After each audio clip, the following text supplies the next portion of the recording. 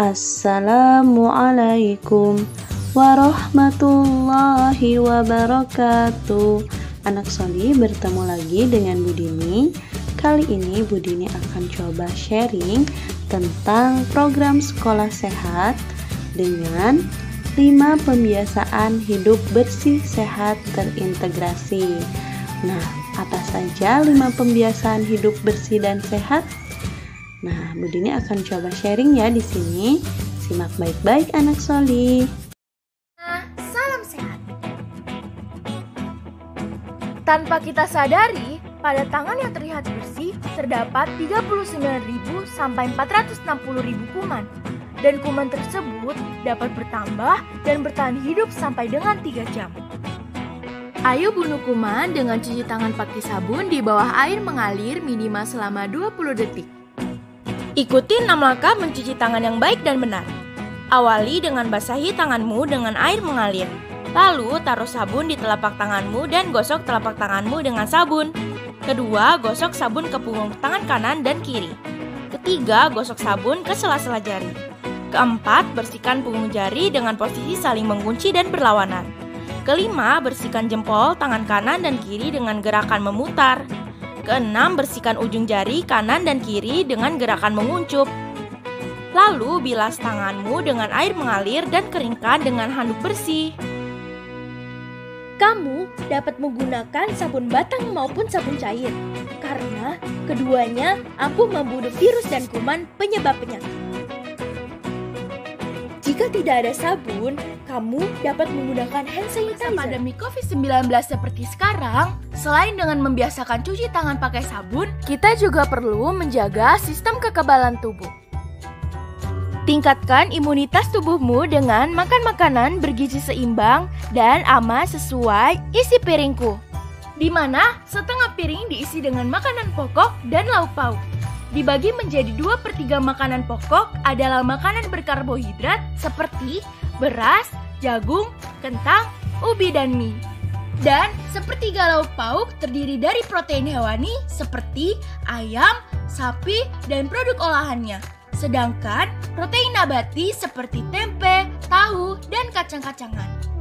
Lalu, setengah piring lagi terdiri dari 1/3 buah dan 2/3 sayuran yang menjadi sumber serat dan vitaminmu.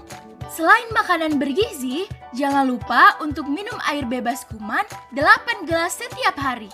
Air bebas kuman adalah air yang jernih, tidak berwarna atau keruh, tidak berbau, dan tawar atau tidak berasa. Salam sehat. Memperhatikan kesehatan gigi dan mulut dapat menghindarimu dari gigi berlubang, bau mulut, dan masalah kesehatan lainnya yang dapat mempengaruhi sistem kekebalan tubuhmu. Menyikat gigi dengan pasta gigi berfluorida dan sikat gigi berbulu sikat lembut untuk anak dapat membunuh kuman dan membuat gigimu kuat.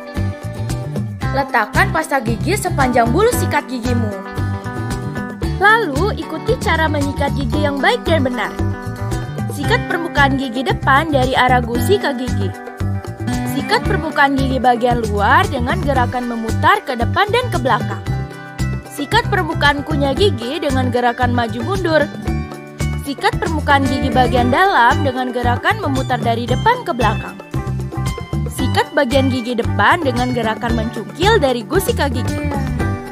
Jangan lupa sikat bagian lidah, karena tempat bakteri berkumpul.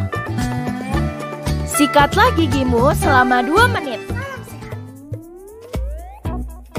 Kebersihan kamar mandi baik di sekolah dan di rumah sangat perlu diperhatikan ya teman-teman. Kamar mandi yang tidak bersih dan higienis adalah salah satu penyebab bakteri dan kuman dapat berpindah dan menimbulkan berbagai penyakit. Seperti penyakit saluran pencernaan yaitu diare dan muntaber, infeksi saluran pernafasan, dan penyakit kulit seperti gatal-gatal pada tubuh. Serta penyakit lainnya yang berasal dari bakteri, kuman, maupun virus. Pastikan kamar mandi bersih, higienis, dan nyaman dengan 5T. Tersedia air bersih, handuk bersih, dan sabun. Tersedia tempat sampah tertutup. Tidak terdapat noda kekuningan atau kerak. Tidak ada lumut dan lantai tidak licin. Tidak ada bau yang tidak sedap. Jika di luar rumah, pastikan kamar mandi terpisah antara laki-laki dan perempuan. Semua orang di Indonesia menghasilkan sampah, dan sampah menghasilkan masalah. Faktanya, Indonesia menghasilkan 64 juta ton sampah setiap tahunnya. Setiap jam, Indonesia menghasilkan 7.300 ton sampah. Berarti, dalam 1 jam, tumpukan sampah dapat menutupi setengah tinggi Monas. Timbunan sampah juga dapat memberikan dampak buruk bagi kesehatan karena dapat menjadi sarang nyamuk dan kuman. Oleh karena itu, yuk kita pelajari cara kelola sampah dengan 3 langkah praktis.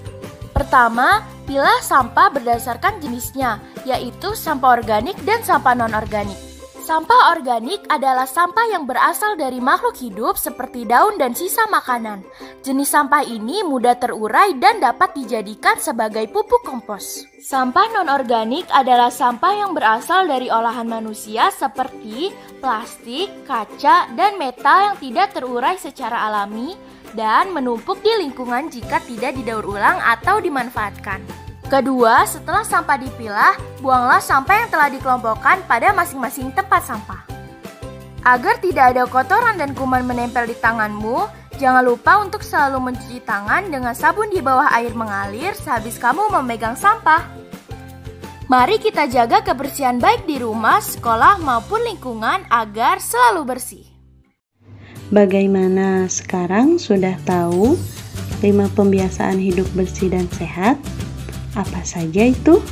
Yang pertama, cuci tangan pakai sabun.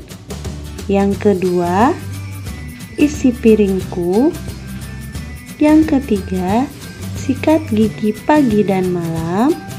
Yang keempat, kamar mandi bersih dan higienis. Dan yang kelima, kelola sampah. Nah, anak soli perlu kalian ketahui untuk dapat mengubah sebuah tindakan menjadi kebiasaan yang kuat pada diri seseorang, maka tindakan tersebut perlu dilakukan setidaknya selama 21 hari. Maka dari itu, dalam program 5 pembiasaan hidup bersih dan sehat ini sangat perlu dukungan guru dan orang tua di rumah.